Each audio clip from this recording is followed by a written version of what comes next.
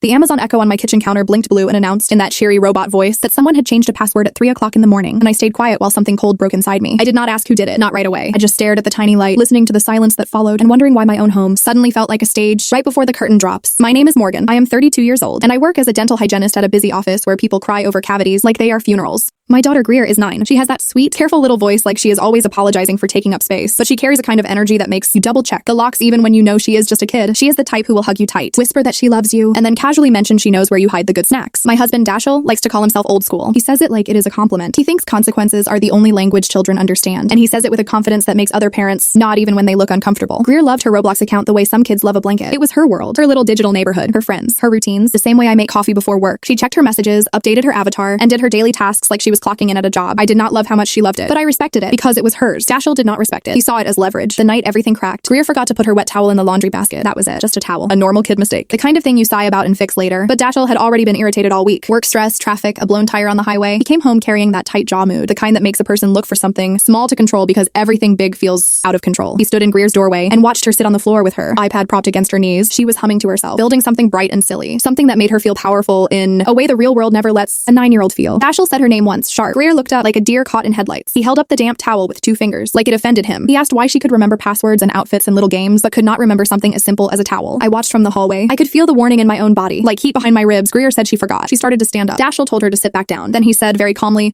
that he was going to teach her what forgetting costs. I stepped forward and said quietly, "Do not touch her account. Do not do it." He looked at me like I was being dramatic. I told him, if you delete her Roblox, you are going to regret it in a way you cannot undo. He smiled, not a kind smile, a confident smile, the kind men wear when they think they are about to win a debate. He said it is just a game. I did not argue. I have learned that arguing with a person who wants to be right is like pouring water into a bucket with a hole. You will only get tired. So I said, okay, and I went back to folding laundry, because sometimes the smartest thing you can do is let someone walk straight into the consequence they insisted was not real. Later, when Greer was in the shower, Dashel sat on the couch with her iPad. I watched him from the kitchen doorway, my hand still holding a warm towel, my heart beating too fast. He tapped around, squinting at the screen, and then his mouth curved again. That same hero smile. He glanced up at me like he wanted credit. I said nothing. He pressed confirm. The screen changed, a little spinning circle. Then a clean, final message. Account removed. Dashel set the iPad down like he had just done something noble. He leaned back, satisfied with himself. 10 minutes later, Greer's scream came from the hallway, so loud that the echo stopped playing music mid-song. It was like the house itself flinched. Greer came out of the bathroom dripping wet, wrapped in a towel, hair sticking to her cheeks. Her face was pale, but her eyes were bright in a way that scared me. Not tears, not sadness, something sharper. She held her iPad like it was a broken promise. She looked at me first, not her dad, me. Then she turned her head slowly toward Dashel. Who did it, she asked. Dashel sat up straight and put on his calm voice. Sweetheart, it is just a game. You will live. You need to learn. Greer blinked once, then she smiled. It was not a tantrum smile. It was not even a mean smile. It was the smile of someone who just understood the rules of a new world. Oh, she said softly. Just a game. Dashel nodded like he was proud of himself for staying calm. Greer walked closer, towel dragging a little behind her. She tilted her head,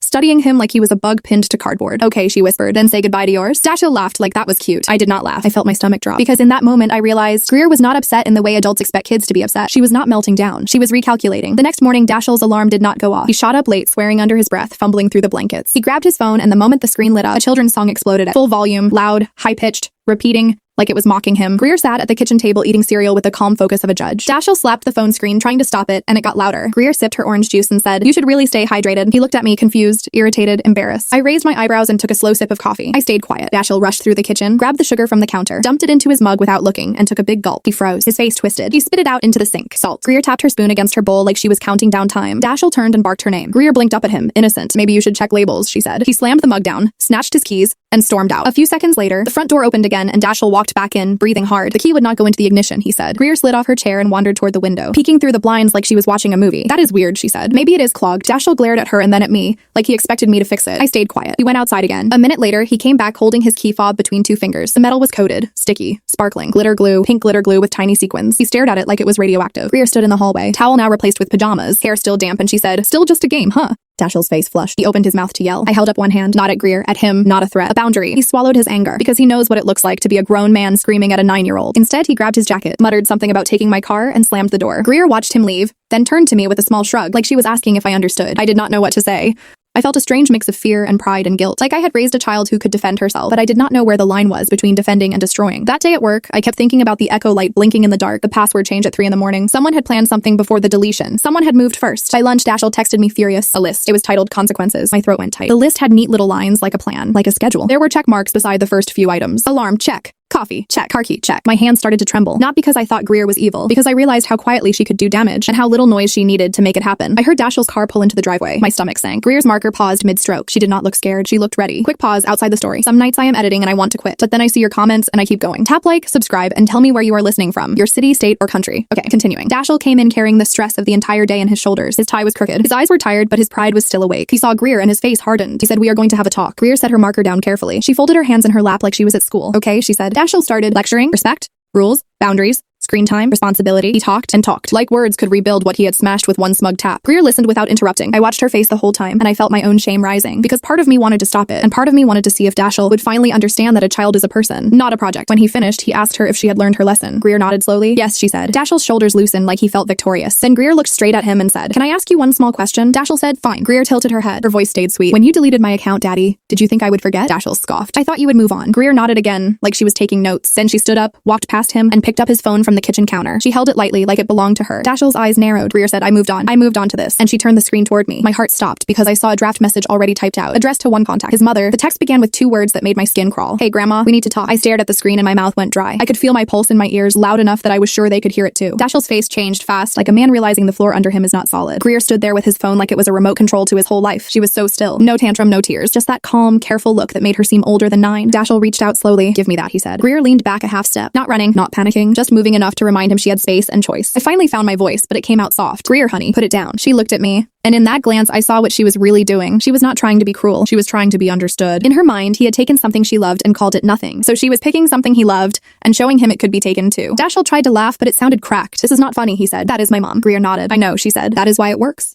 My stomach twisted. Shame hit first, then fear, then a strange anger at my husband for pushing her into this corner and then acting shocked when she used the tools she had. I walked to Greer slowly like I was approaching a skittish animal. I held out my hand. "Give me the phone," I said. "We can fix this." Greer's eyes flicked to Dashiell, then back to me. She hesitated and I could see the war inside her. She wanted to keep control, but she also wanted me to be safe. Me, not him. She placed the phone in my palm. Dashiell exhaled like he had been holding his breath for hours. He reached for it, but I pulled it back just a little. "Not yet," I said. His eyebrows snapped up. "What do you mean, not yet?" I kept my voice low and even. "I mean, you are not going to snatch it and start yelling. You are going to sit down. You are going to listen. And you are going to understand what you started." Greer stood behind me now, half hidden by my hip, like she was letting me take the front line, while she kept the weapon loaded in the background. Dashiell's jaw tightened. He looked at our daughter like she was a stranger. Then he looked at me like I had betrayed him. I did not argue. I just pointed at the couch. He sat. I glanced at the phone screen again. It was still a draft, not sent. I could see the little empty space where a send button waited like a loaded gun. I scrolled up slightly and my breath caught. There were more drafts, not just one. My throat went cold. Greer had written a few versions, like she was testing different knives. I locked the phone and set it on the counter behind me. Then I turned to Greer and crouched to her level. "Sweetie," I said, "tell me the truth. Did you send anything already?" Greer blinked once. Her cheeks flushed just a little. That tiny hint of guilt told me everything. Dashiell noticed it too. He leaned forward. "What did you do, Greer?" She pressed her lips together, thinking. Then she said, "I only sent one." My heart dropped. Dashiell surged off the couch, but I lifted my hand again. Sharp. "Stop," I said. He froze, breathing hard. I looked at Greer. "One to who, baby?" she whispered to Grandma. Dashiell made a strangled sound like he had been punched in the chest. He grabbed his hair with both hands and paced 2 steps, then stopped. Like he remembered I had told him not to turn this into a screaming match. He stared at me. "Fix it," he said. "Please, fix it." The word please from Dashiell felt rare, like a coin you find in a couch cushion. It should have softened me. Instead, it made me angrier, because he was only pleading now that the consequences had teeth. I asked Greer, "What exactly did you send?" She shrugged one shoulder. Her voice went quiet. "I told her Daddy misses her, and that he thinks about her at night." I felt my face burn. Not because it was graphic, because it was humiliating. Because I could already imagine his mother reading it and the sick confusion it would create. Dashiell whispered, "My mom is going to call the police." Greer's eyes widened. "Police." I swallowed. That word hit her like a reality check. For the first time since the shower scream, she looked like a kid again. A kid who had been playing with a power she did not understand. I took her hands in mine. "Greer, listen. We need to make this right. You can be mad. You can feel hurt. But you cannot do things that could scare people or get you in trouble." Greer's lower lip trembled. "He deleted my whole world," she whispered. "He did not even care." Dashiell flinched at that. I saw it. He felt it, but his pride kept trying to shield him. I kept my eyes on Greer. "I know," I said. "I know it felt like he did not care. But you cannot protect your heart by burning everything down." Greer sniffed, angry tears finally showing up, hot and silent. Then she wiped her face fast, like she hated that I had made her feel small again. I turned to Dashiell. "You are going to apologize to her," I said. "Not for parenting, for humiliating her, for sneaking, for treating what she loves like trash." Dashiell opened his mouth, then shut it. He looked at Greer. His shoulders dropped a fraction. "I am sorry," he said, and I could hear how hard it was for him to say it. Greer stared at him, searching his face for the part that meant it. And she said quietly, "Can I have it back?" Dashiell swallowed. "We will talk about it." Greer's eyes narrowed. "Talking is what you do when you want to delay," she said. "You already made your decision when you deleted it." The air thickened again. I could feel the old pattern trying to rebuild itself. Him acting like the authority, her responding with defiance. Me stuck between, trying to translate their pain into something that did not break our family. My phone buzzed on the counter. A notification. I looked at the screen and my stomach flipped. Dashiell's mother was calling. He saw the caller name and went pale. He reached for the phone, but I answered before he could. I put it on speaker, because I knew if I did not, he would control the story. Her voice came through bright at first. "Morgan, hi honey. Are you okay?" My throat tightened. She She sounded normal. That meant she had not read the message yet, or she had, and she was choosing to act normal, which somehow felt worse. I forced my voice steady. Hi, we are okay. How are you? There was a pause, a small click in her tone, the kind that happens when a person smiles through confusion. Well, she said slowly, I was just about to ask you the same thing. I got a message from Dashel that made me think maybe he hit his head. Dashel's face went red. He pressed his palms together like he was praying. I swallowed. I am so sorry, I said. That message was not from him. Greer got into his phone. Silence. Then his mother laughed once, sharp and surprised. She got into his phone. Morgan. How? Greer lifted her chin. Because his password is our address, she said, loud enough for Grandma to hear. I closed my eyes for half a second. Of course it was. Dashel always thought convenience was smarter than safety. His mother's laugh changed. It became a little softer, a little sadder. Dashel, she said. He leaned toward the speaker like a guilty teenager. Hi, Mom. Another pause, then she said, I thought you were having some kind of breakdown, sweetheart. I was ready to drive over, and I was also ready to call your wife and ask if you were okay, because that message was not appropriate. Dashel's shame filled the room like smoke. He muttered, I know. I am sorry, his mother hummed. Then she said, Morgan, can you put Greer on the phone? My heart jumped. I looked at Greer. Her eyes widened again. I handed her the phone gently. Greer put it to her ear. Hi, Grandma. His mother's voice softened. Baby, I love you, she said. And I know sometimes grown-ups make choices that feel unfair, but you cannot send messages like that. It scared me. Greer's cheeks flushed. I did not want to scare you, she whispered. I watched her shoulders slump. That was the first real consequence that landed. Not fear of being punished. Fear of hurting someone she actually loved. His mother continued, calm but firm. You are smart. I can hear it. But you have to use that smart in a way that does not hurt people. Okay. Greer nodded, even though Grandma could not see. Okay. His mother sighed. Now, Dashel, give my granddaughter her game back. Or at least talk to her like she is a person, not a problem you need to solve. Dashel blinked like he could not believe his own mother had just sided with a 9-year-old. His mother was not finished. And while you are at it, change your password. I cannot believe you used the address. Greer's eyes flicked to me with the smallest spark of victory, like she had found an adult ally without even trying. Dashel's face tightened, but he said, okay. His mother said goodbye and hung up. The room stayed quiet after the call ended, like the air was waiting for the next move. Dashel rubbed his face. He looked exhausted. He looked older. He looked like someone who had finally realized parenting is not winning. It is surviving without breaking the relationship. Greer walked to the couch and sat, knees pulled to her chest. She looked smaller now. Not weak, just tired. I sat beside her and pulled her into my side. Dashel hovered in the doorway like he did not know where he belonged in the room anymore. I said we are going to do 3 things. First, we are going to fix the account if we can. Second, Greer is going to lose device time for messing with adult messages. Third, you are going to stop using what she loves as a weapon. Dashel opened his mouth, but I held up my hand, gentle this time. No speeches, I said, just agreement. He nodded slowly. Fine. Greer's voice was small. Can it be fixed? I looked at her. I will try, I said. I cannot promise, but I will try. That night, after Greer went to bed, Dashel and I sat at the kitchen table with his laptop open. The glow lit his face in a way that made him look haunted. He tried to log into customer support and realized he could not. His email password had been changed too. He stared at the screen, confused. I did not change that, he said. I felt a chill crawl up my spine. Greer had not just reacted in the moment. She had reached deeper, quietly, smartly. I kept my voice calm. Dashel, I said when you deleted her account. How sure are you that only her account got deleted? He frowned. What do you mean? I slid the laptop toward him and pointed at the login attempts. Someone had tried to reset multiple accounts connected to his email, including our streaming services, our bank alerts, and the family cloud storage. Dashel's face drained of color. I whispered. Greer did not just want revenge. She wanted leverage. Dashel swallowed hard. She is 9, he said. I nodded, my throat tight. And she watched you do something that felt cruel. So she learned a lesson you did not mean to teach. Dashel stared at the screen like he was seeing his own daughter for the first time. Then his phone buzzed on the counter. A new message notification popped up on the lock screen, and I felt my stomach twist again. It was from his mother. It said, Dashel, why did you just send me another message? I grabbed the phone before Dashel could, and I unlocked it with the same dull dread I feel right before a dentist drills into a nerve. There was no sent message in his thread with his mother. Nothing new. No accidental text sitting there. No proof of what she was claiming. Dashel stared over my shoulder, breathing fast. And why is she saying I sent something? The echo light in the corner blinked again, quiet and smug, like it knew a secret. Greer padded into the kitchen in her socks, rubbing her eyes. She looked sleepy, almost fragile. The kind of child who should be thinking about cartoons, not passwords. But when she saw the phone, her face changed, just for a second. A flicker of recognition. My stomach tightened. I kept my voice soft. Greer, honey, come here. She walked closer slowly, like she knew the floor might collapse. I turned the phone so she could see the thread. Do you see any message that went out? Greer shook her head. No. Dashel's voice cracked. Mom is not making it up, Morgan. She would not lie about that. I believed him. And that scared me more, because it meant something else was happening. Something planned. Something timed. I took a long breath and tried to keep my face neutral. Silent revenge does not shout. Silent revenge watches, collects, and moves when it matters. I opened the phone settings. I checked the keyboard shortcuts. I checked the text replacement. Nothing obvious. Then I remembered the echo announcement. That first cold moment, a password change at 3 o'clock in the morning. The night before the deletion, I looked at Dashel. Quietly, I asked, when did you change your email password last night? His eyes widened. I did not, he said. Why would I? I watched his face. He was not acting. He was scared now too. Greer's shoulders lifted, tense. I leaned closer to the phone and checked the security alerts. There it was. A login from our home network in the middle of the night, followed by password resets for multiple accounts. I felt the blood drain from my face. Dashel whispered, that was not me. I turned to Greer again. Greer, I said, did you get into Daddy's email? Her chin lifted, stubborn. No, I did not push harder. Not yet. Because kids lie when they think the truth will take away the only control they have left. Instead, I did something else. I opened the list on my laptop again, the document titled Consequences, and I scrolled farther down. There were lines I had not seen earlier. Not just harmless tricks, not just glitter and salt. There was a line that said, Grandma message 2, scheduled. My mouth went dry. Dashel leaned in, reading it, and his eyes went wide like a man looking at his own obituary. Scheduled, he whispered. What does that mean? Greer went very still. I closed the laptop slowly. I looked at our daughter, and I kept my voice calm, almost gentle. You did not only send one message, I said. You planned another one. Greer's eyes filled with tears she refused to drop. She shook her head once hard. I did not send it, she insisted. I did not. I believed she did not hit send a second time. Not directly, but I also knew kids learn quickly when they feel powerless. They experiment, they press buttons, they discover features adults forget exist.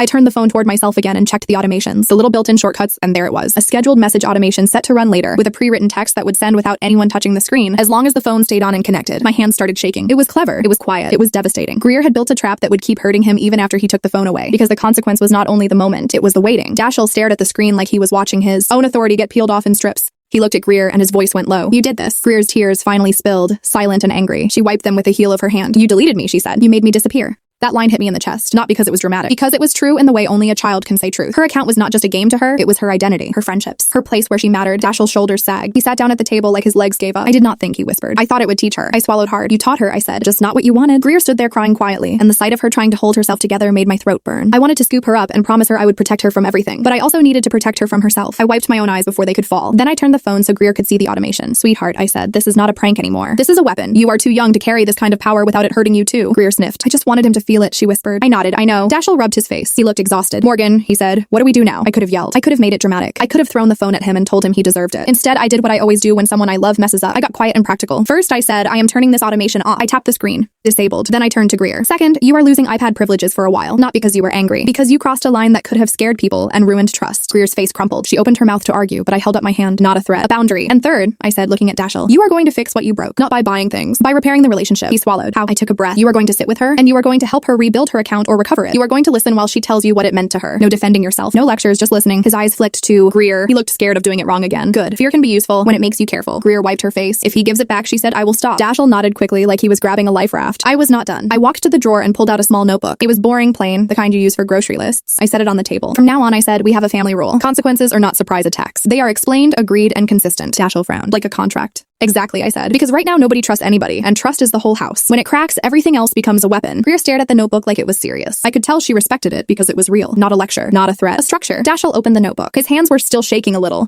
I pointed to the top of the page. Write it down, I said. No deleting accounts. No sneaking into devices. No humiliating punishments. Dashel wrote slowly. Greer watched his pen like it mattered. Then I said, Greer, you have rules too. No accessing adult accounts. No pretending to be someone else. No using messages to scare people. Greer hesitated, then she nodded. We sat there a long time, the three of us, building rules like we were stacking bricks to rebuild a wall we had smashed in one night. Later, after Greer went back to bed, Dashel and I stayed at the table. The house was quiet, but it did not feel peaceful. It felt like the silence after a storm when you are still checking for leaks. Dashel looked at me. I thought I was being a good dad, he said. I thought I was teaching discipline. I kept my voice low. Discipline without dignity is just control, and control always creates backlash. Even in a 9-year-old, he stared down at the notebook. I did not know she could do that, he whispered. I nodded. Neither did I, but now we know what she is capable of when she feels small. He swallowed. I made her feel small. Yes, I said. And she found a way to feel big again. The next morning, Dashel did something I never expected. He apologized again, but this time he did it in the way that counts. He did not say, I'm sorry, but he did not say, I am the parent. He sat on the floor with Greer and asked her to show him what she loved. He asked her to tell him the names of her friends. He asked her what her avatar meant. He let her talk and he actually listened. Then he helped her contact support. He admitted he had deleted the account. He wrote the message himself. He did not hide behind me. They could not restore everything. Some items were gone. Some progress was lost, but they recovered enough that Greer's shoulders dropped in relief like she could breathe again. Dashel did not buy his way out. He did not throw money at the guilt. He gave her time, and he let her be sad about what was lost, without calling it silly. That night, Greer walked up to him with her iPad and said, I changed my password. Dashel stiffened for a second, then asked calmly, okay, do you want me to know it? Greer shook her head. No. Dashel nodded. Okay. I watched that exchange like it was a miracle. Greer climbed into bed later and whispered to me, I do not want to be the kind of person who scares grandma. I brushed her hair back and kissed her forehead. Then do not be, I whispered. She nodded, small and tired. Then she said, I was so mad. I know, I said. But being mad does not mean you are bad. It means you need to be heard before you break something you cannot fix. A few days later, I heard the echo announce something again. That same bright voice. Security alert. Password updated. I froze. My stomach clenched, because that voice had become a warning bell in my mind. I walked into the living room and saw Dashel on the couch, his laptop open, his eyes focused. He looked up at me and said, I am changing all my passwords. Real ones, not the address. I nodded slowly. He hesitated, then said, I also turned on extra verification. So if anyone tries to get in again, it will notify both of us. I felt something loosen in my chest, something I had been holding tight since that first blink of blue light. Later that evening, Greer came into the kitchen while I was washing dishes. She leaned against the counter and watched me for a long minute. Then she said, Mommy, I looked at her. Yeah, baby. She spoke softly, almost shy. I deleted the automation. I paused, my hand still in the soapy water. She continued, I did not want it to keep going. I just wanted him to stop. My throat burned. I dried my hands and pulled her into a hug. Thank you, I whispered. That was the brave part. She hugged me back tight, then pulled away and looked up at me with a serious face. Next time somebody wants to punish me, she said,